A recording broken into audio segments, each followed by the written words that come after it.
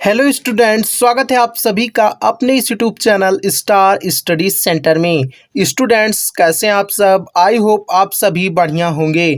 आज के इस क्लास में हम सभी देखने वाले हैं अध्याय जैव अणु बायोमॉलिक्यूल्स पर आधारित कुछ महत्वपूर्ण बहुविकल्पीय प्रश्न। तो बने रहिए क्लास में अंत तक। चलिए क्लास को शुरू करते हैं।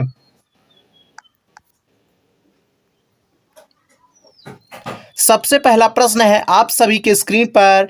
एंजाइम होते हैं, चार ऑप्शन है इसके लिए। पहला है कार्बोहाइड्रेट्स, दूसरा है प्रोटीन्स, तीसरा है सेल्यूलोज, चौथा है वसा। तो इस प्रश्न का सही उत्तर है प्रोटीन्स। एंजाइम प्रोटीन्स होते हैं। ये जल, नमक के घोल आदि में विलय होते हैं। एंजाइम के विषय में और बात करें तो एंजाइम 20 से 35 डिग्री सेल्सियस पर सर्वाधिक सक्रिय होते हैं।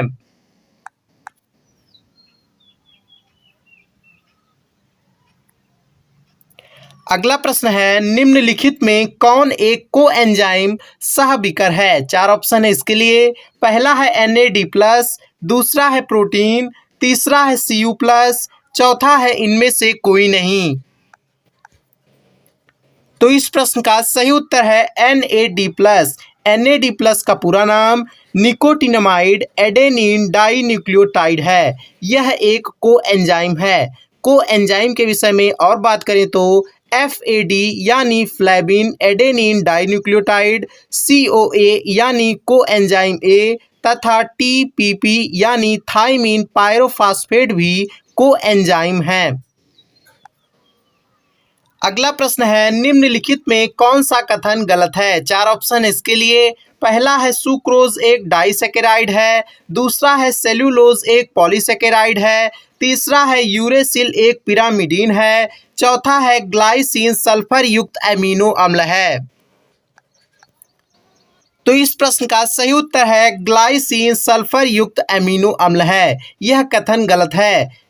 ग्लाइसिन सल्फर युक्त एमिनो अम्ल नहीं है। सल्फर युक्त एमिनो अम्ल की बात करें तो मिथियोनीन तथा सिस्टीन सल्फर युक्त एमिनो अम्ल हैं।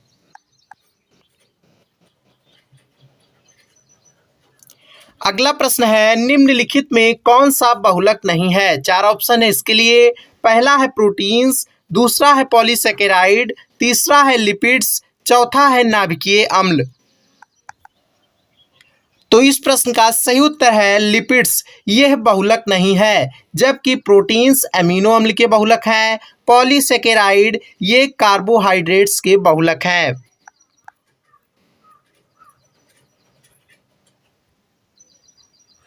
अगला प्रश्न है निम्न में कौन डिटर्जेंट्स एंजाइम यानी अपमार्जक एंजाइम है? चार ऑप्शन है इसके लिए। पहला है कैसीन, दूसरा है रेनिन, तीसरा है लाइपेज, चौथा है यूरिकेज। तो इस प्रश्न का सही उत्तर है लाइपेज। यह एक अपमार्जक एंजाइम है। आपको बता दें लाइपेज एंजाइम कपड़ों से दाग धब्बे छुड़ाने में अत्यंत प्रभावी है। अतः इसका उपयोग किसके रूप में किया जाता है? अपमार्जक के रूप में किया जाता है।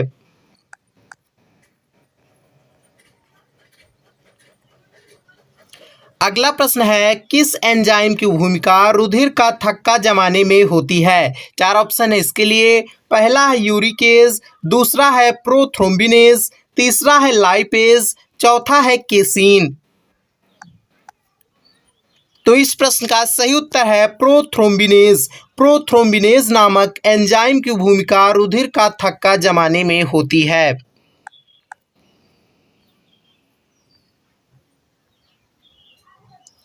अगला प्रश्न है किससे प्राप्त एंजाइम का उपयोग दूध को जमाने में किया जाता है? चार ऑप्शन है इसके लिए। पहला है जंतुओं से, दूसरा है ईस्ट से, तीसरा है दूध से, चौथा है जीवाणुओं से। तो आपको बता दें जो तीसरा ऑप्शन है ये तो बिल्कुल नहीं होगा, क्योंकि प्रश्न क्या है हमारा, किससे प्राप्त एंजाइम का उपयोग दूध को जमाने में किया जाता है। अब आप सभी लोग इस प्रश्न का सही उत्तर बताइए।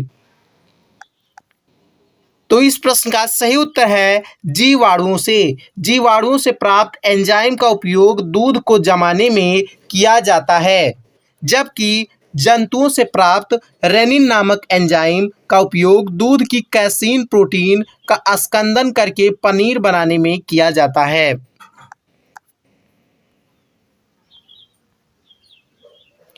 अगला प्रश्न है, जीवन का अभिकर्ता एजेंट ऑफ लाइफ कहा जाता है किसको? 4 ऑप्शन है इसके लिए। पहला है एंजाइम्स को, दूसरा है प्रोटीन्स को, तीसरा है कार्बोहाइड्रेट्स को, चौथा है लिपिड्स को।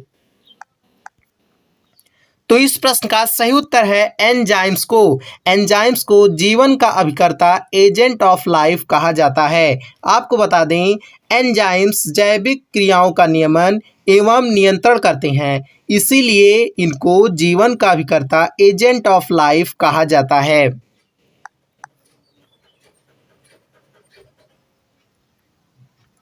अगला प्रश्न है, डीएनए आरएनए से अलग है क्योंकि? 4 ऑप्शन है इसके लिए। पहला है डीएनए में डीऑक्सीराइबोस शर्करा पाई जाती है, दूसरा है डीएनए में यूरेसिल के स्थान पर थाइमीन पाया जाता है, तीसरा है डीएनए में स्वप्रतिकरण होता है, चौथा है उपरोक्त सभी।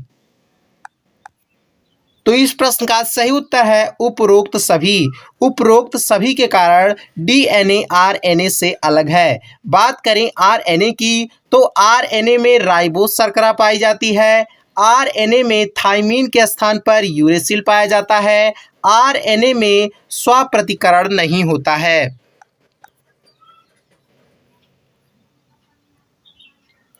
अगला प्रश्न है, विकरों को यानी एंजाइम्स को कितने समूहों में बांटा गया है? 4 ऑप्शन है इसके लिए। पहला है 6, दूसरा है 4, तीसरा है 8, चौथा है 10। तो इस प्रश्न का सही उत्तर है 6। विकरों को 6 समूहों में बांटा गया है।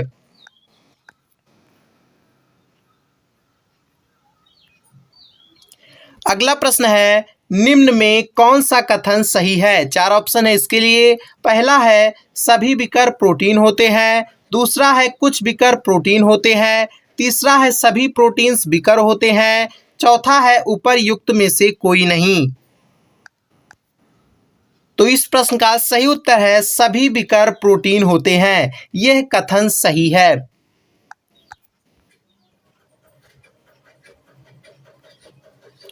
अंतिम प्रश्न है आप सभी के स्क्रीन पर, कोएंजाइम क्या होता है? 4 ऑप्शन है इसके लिए।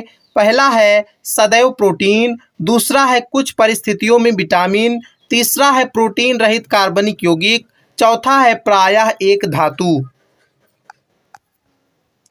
तो इस प्रश्न का सही उत्तर है कुछ परिस्थितियों में विटामिन।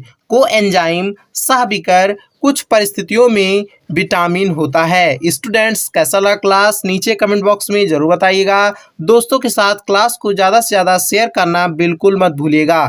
यदि चैनल पर नए हैं तो चैनल को सब्सक्राइब कर बेल आइकन को ऑल पर जरूर प्रेस कर लीजिएगा। यदि आप अपनी तैयारी को बेहतरीन बनाना चाहते हैं तो डिस्क्रिप्शन में नीचे दिए गए इंस्टाग्राम लिंक पर मैसेज कर पेड क्लास को ज्वाइन कर सकते हैं।